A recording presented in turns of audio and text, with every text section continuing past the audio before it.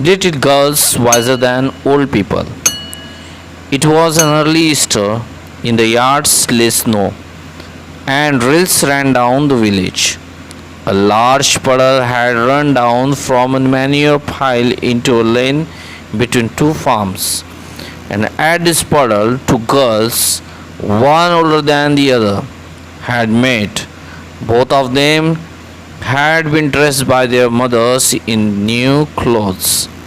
The little girl had a blue dress, and the elder a yellow one with a design. Both had their heads wrapped in red kerchiefs.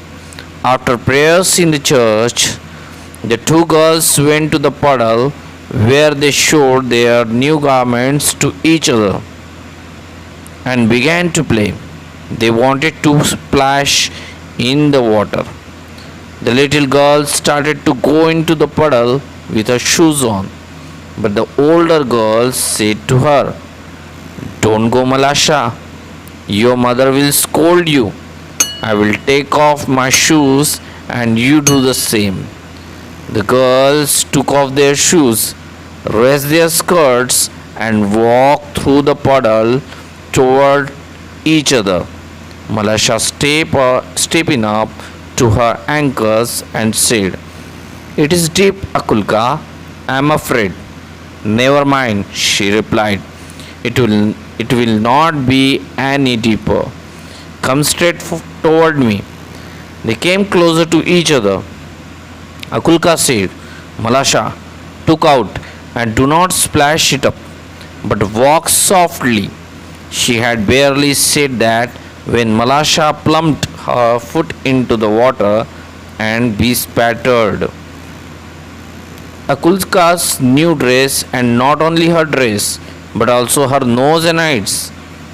When Akoulya saw the spots on her dress, she grew angry at Malasha and scolded her and ran after her and wanted to strike her. Malasha was frightened and, seeing what trouble she had caused, jumped out of the puddle and ran home. Akoulya's mother passed by. She saw her daughter's dress bespattered and soiled. "Where, accursed one, did you get yourself so dirty? Malasha has purposely splashed it on me." Akoulya's mother grasped Malasha and gave her a knock on the nape of her neck. Malasha began to howl, and her mother ran out of the house. "Why do you strike my daughter?" she began to scold her neighbor. One word brought back another, and the women began to quarrel. The men too ran out, and big crowd gathered in the street. All were crying, and nobody could hear his neighbor. They scolded and cursed each other. One man gave another man a push, and a fight had begun. When Akoulya's grandmother came out, she stepped in the midst of the peasants and began to talk to them. "What are you doing, dear ones?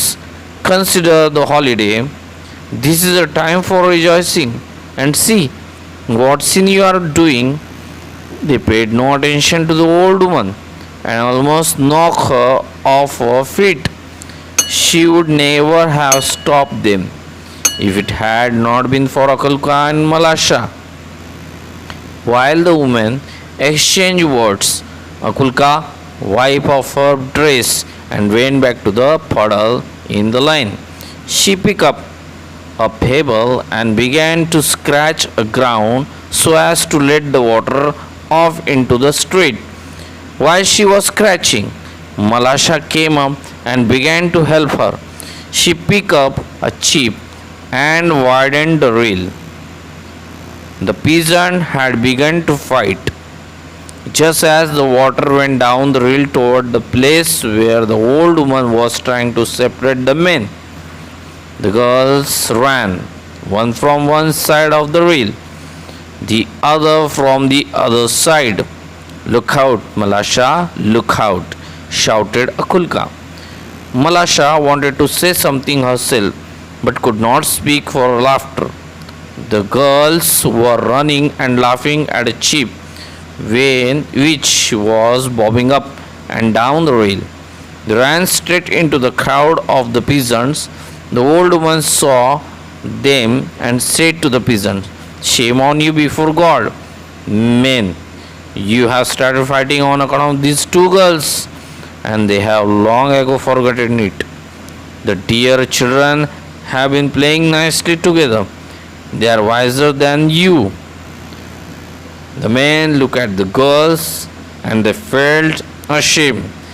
Then they laughed at themselves and scattered to their farms.